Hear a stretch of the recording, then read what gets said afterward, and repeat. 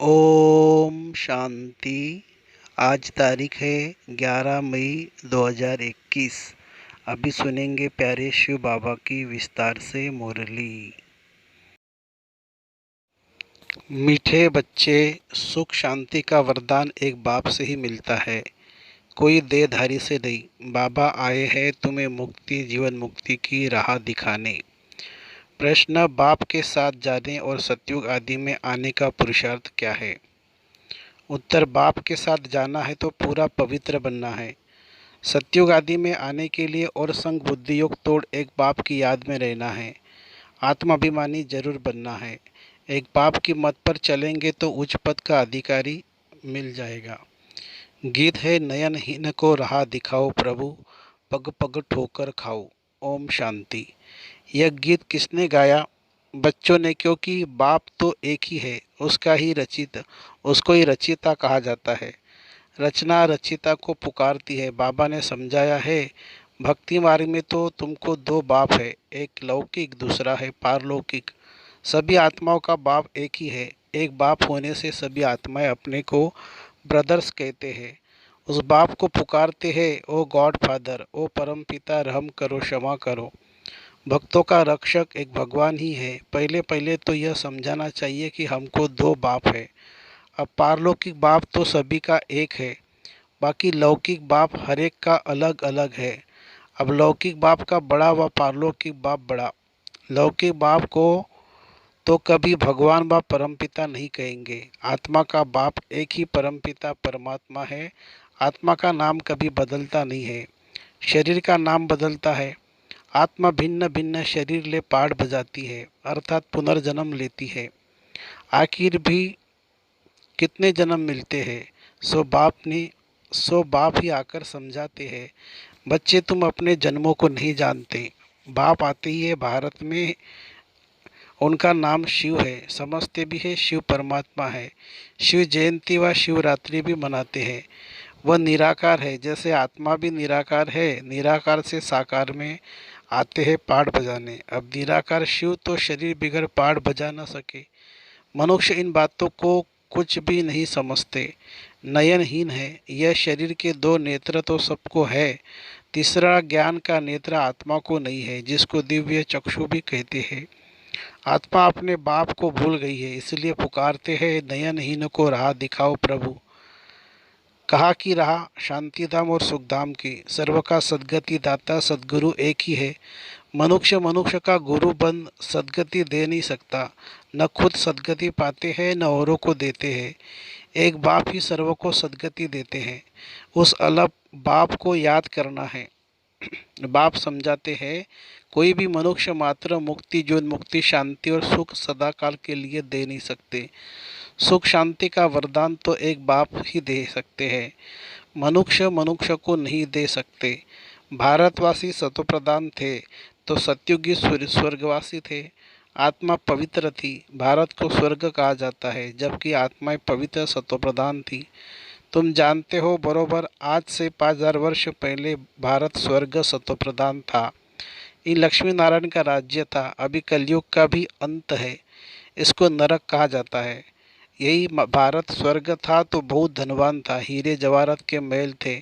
बाप बच्चों को याद दिलाते, सतयुग आदि में इन लक्ष्मी नारायण की राजधानी थी, उसको स्वर्ग वैकुंठ कहा जाता है। अभी तो स्वर्ग है नहीं, ये बाप समझाते हैं। बाबा भारत में ही आते हैं। निराकार शिव की जयंती भी मनाते हैं, परंतु वह क्या करते हैं ये कोई नहीं जानते। हम आत्माओं का बाप शिव है, उनकी हम जयंती मनाते हैं। बाप ही बायोग्राफी को भी नहीं जानते।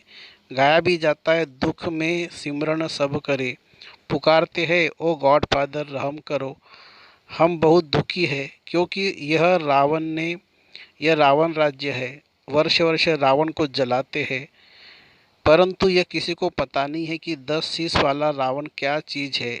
हम उनको जलाते क्यों है? यह कौन सा दुश्मन है जो उनकी एफिजी बनाए जलाते हैं?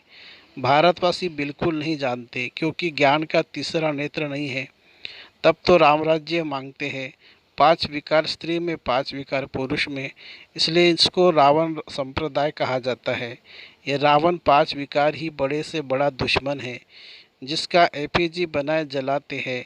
भारतवासी को ये पता नहीं पड़ता कि रावण है कौन, जिसको जलाते हैं। ये रावण राज्य कब से शुरू हुआ यह भी किसी को पता नहीं है।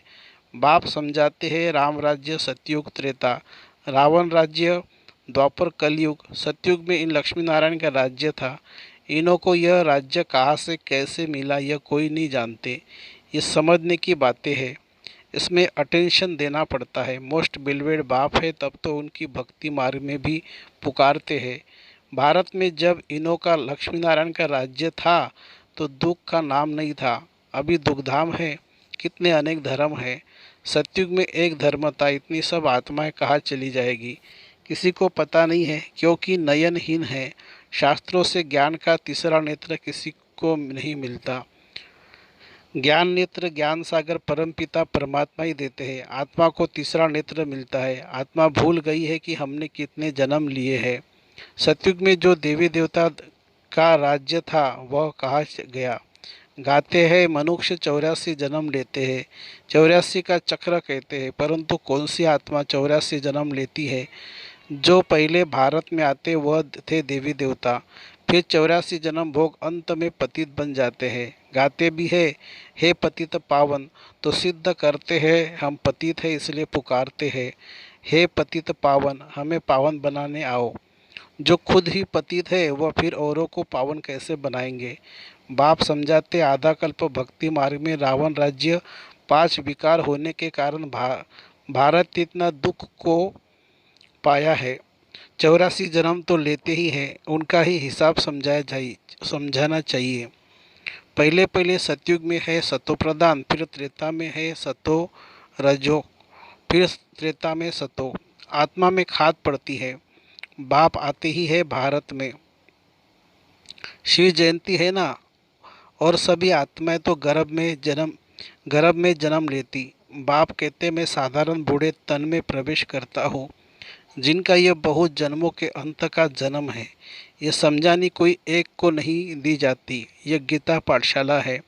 मनुष्य को देवता बनाने के लिए यह राजयोग सिखाया जाता है। तुम यहाँ आए हो स्वर्ग की बादशाही प्राप्त करने, जो बाप ही दे सकते हैं। गीता पढ़ने से कोई राजा बनते नहीं और ही रंक बनते जाते हैं। बाप गीता का ज्ञान सुनाए राजा बनाते हैं, औरों के द्वारा गीता सुनने से रंक बन गए हैं। भारत में जब इन लक्ष्मी नारायण का राज्य था तो प्योरिटी पीस पॉस्पेरिटी थी। पवित्र ग्रस्त आश्रम था, वहाँ हिंसा का नाम नहीं था। फिर द्वापर से लेकर हिंसा शुरू हुई है। काम कटारी चलाते चलाते तुम्हारी यह हालत आकर हुई है। सतयुग में 100% साल्वेंट थे, सतोप्रधान थे। यह राज कोई भी मनुष्य अथवा साधु संत आदि नहीं जानते। बाप जो ज्ञान का सागर पतित पावन है वही आकर सतोप्रधान बनने की युक्ति बताते हैं। रावण की मत पर मनुष्य को देखो क्या हाल हो गया है। राजे लोग भी वह जो पवित्र राजे होकर गए उन्हों के चरणों में जाकर पढ़ते हैं और महिमा गाते हैं। आप सर्वगुण संपन्न 16 कला संपूर्ण, हम नीच पापी है, हमारे में कोई गुण नहीं है। फिर कहते आप ही तरस परोई, हमको आकर मंदिर लायक बनाओ। किसकी भी समझ में नहीं आता कि बाप कैसे आकर फिर से देवी देवता धर्म की स्थापना कराते हैं। अब तुम समझते हो हम सो देवी देवता धर्म के थे, हम सो क्षत्रिय वैश्य शूद्र बने, इतने जन्म लिए, अब 84 जन्म पूरे हुए हैं। फिर दुनिया का चक्र फिरना चाहिए, इसलिए फिर तुमको पावन यहाँ बनना है। पतित तो सुखधाम शांतिधाम में नहीं जा सकते। बाप समझाते हैं तुम जो सतोप्रधान थे वह तपोप्रधान बने हो। गोल्डन एज से फिर आयरन एज में आए हो, फिर गोल्डन एजेड बनना है, तब मुक्तिधाम सुखधाम में जा सकेंगे। भारत सुखधाम था, अब दुखधाम है। गीत में भी सुना, हम नयनहीन को राह दिखाओ प्रभु, हम अपने शांति धाम में कैसे जाए। वो लोग तो कह देते परमात्मा सर्वव्यापी है, फलाना अवतार है, परशुराम अवतार है। अब बाप परशुराम बन किसको मारते होंगे क्या, हो ही नहीं सकता। बाप समझाते हैं तुमने इस चक्र में कैसे 84 जन्म लिए हैं। अब मुझ अलप को याद करो, हे आत्माएं देह अभिमानी बनो। देह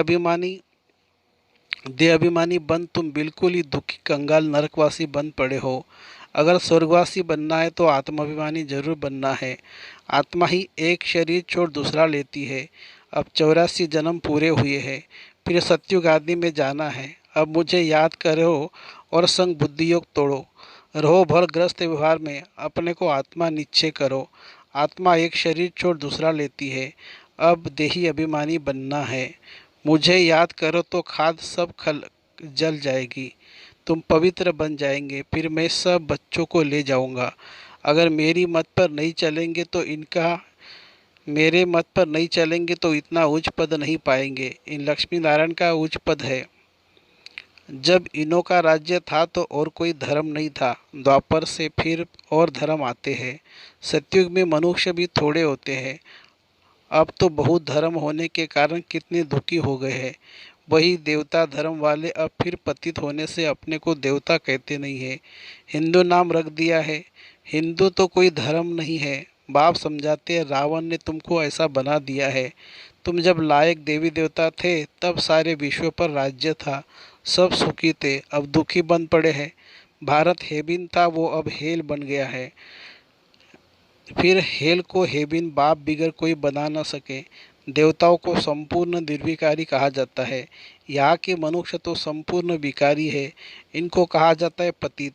भारत शिवालय था, शिव बाबा की स्थापना की हुई थी। बाप स्वर्ग बनाते हैं, फिर रावण नरक बनाते हैं।